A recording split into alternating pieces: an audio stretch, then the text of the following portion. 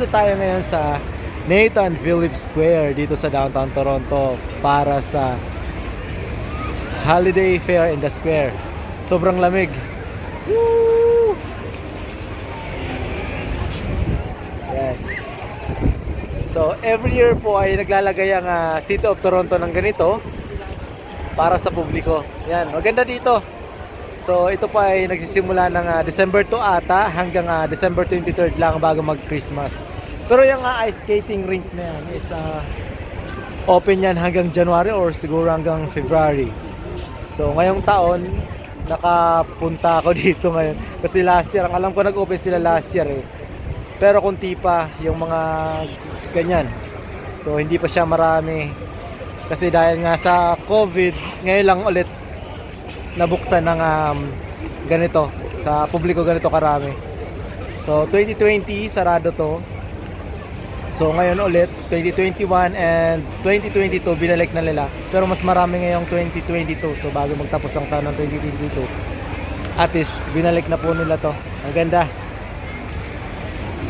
So yung mga taga Toronto, dito po ito sa Nathan Phillips Square or kung dito sa GTA area kung may oras kayo pumunta. So this is the perfect time po. Kaya weekends. So araw-araw naman na ata ito bukas eh. So hanggang December 23 lang to.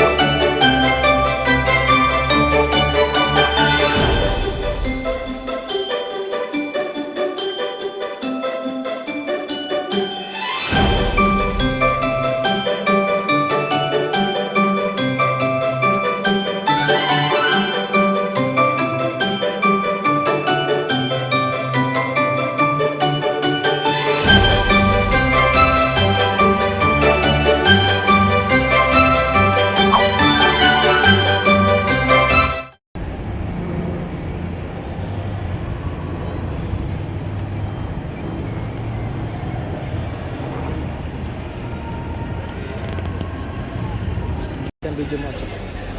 Yan. Sige lang.